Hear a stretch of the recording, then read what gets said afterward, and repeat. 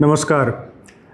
अमरावती ग्रामीण पोलीस युनिटमध्ये Paratwada police station अंतर्गत 2 दिवस पासून काही अश्लील फोटो आणि व्हिडिओ ते इंटरनेटमध्ये प्रसारित होत आहे असा आम्हाला निदर्शनात आला होता.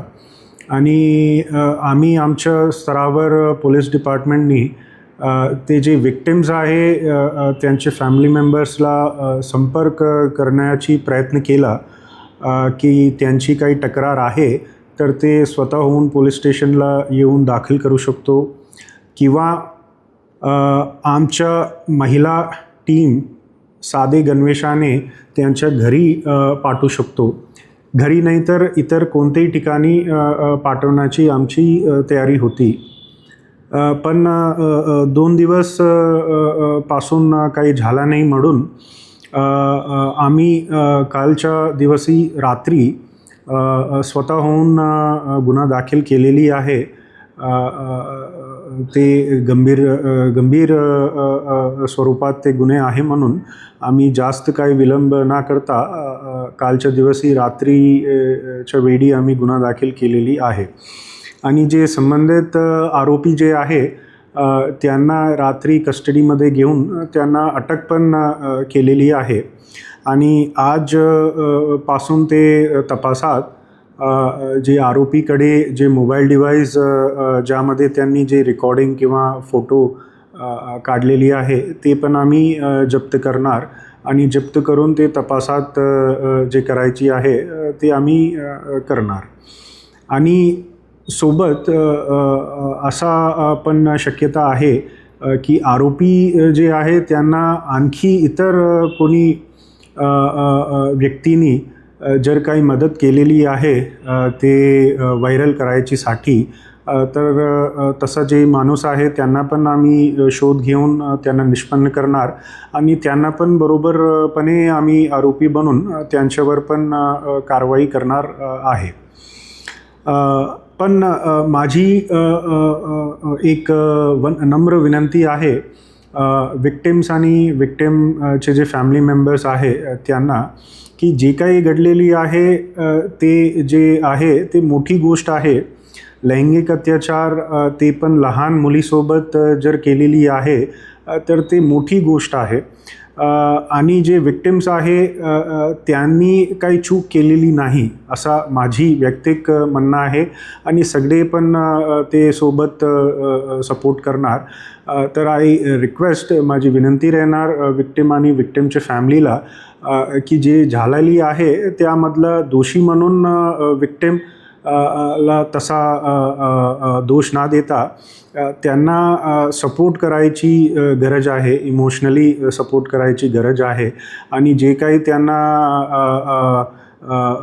म्हणजे इमोशनली गो थ्रू केलेली आहे त्यांना सपोर्ट करून एक कंडक्टिव्ह आणि सपोर्टिव्ह एन्व्हायरमेंट देणं गरज आहे. म्हणून मी विक्टिम आणि विक्टिमचे फॅमिली मेंबर्सला आणखी एकदा मी विनंती करतो की तुम्ही गोपनीय पद्धतीने समोर येऊन तुम्ही तुमच्या सोबत जे काही घडलेली आहे ते पोलिसात तुम्ही स्टेटमेंटसारखं देऊ शकतो. आणि आमची जबाबदारी राहणार की आम्ही 100% विक्टिम आणि विक्टिमचे फॅमिली मेंबर्सची जे आयडेंटिटी आहे ते आम्ही गोपनीय ठेवणार आहे. आणि जे स्टेटमेंट किंवा जे एव्हिडन्स आम्हाला तपासात सापडणार ते आम्ही प्रॉपरली कॉन्फिडेन्शियल पद्धतीने फक्त आणि फक्त इन्व्हेस्टिगेटिंग ऑफिसर जे महिला राहणार ते आणि संबंधित जे कोर्टचे जज आहे फक्त त्यांच्यासमोर म्हणजे फक्त 2 व्यक्तीसमोर जे महिला म्हणून राहणार त्यांच्यासमोर आम्ही ते एव्हिडन्स म्हणून पेश करणार. आणि इतर कोणतेही माणूस ते फोटो किंवा व्हिडिओ किंवा जे एव्हिडन्स किंवा विक्टिमची आयडेंटिटी ते आम्ही समोरून येऊन देणार नाही अशी आमची जी आहे रिस्पॉन्सिबिलिटी आहे. आणि आम्ही तसा नक्की प्रॉमिस सारखा करत आहे.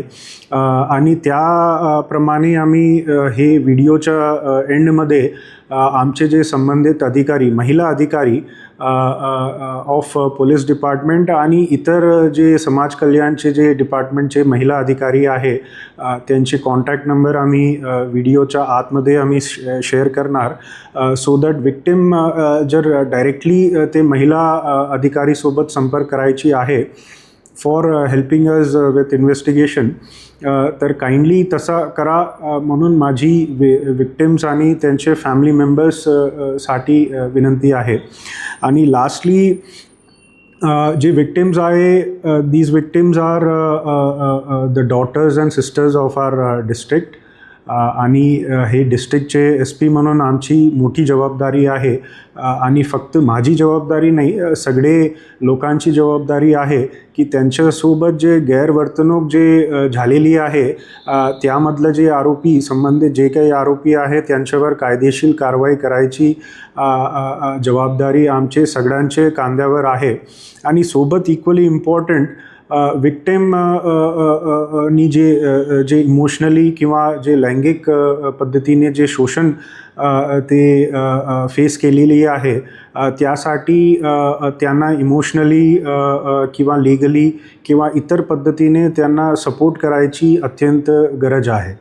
तर हा रिक्वेस्टमधून मी माझी जे व्हिडिओ आहे ते एंड करतो. थँक्यू. जय हिंद.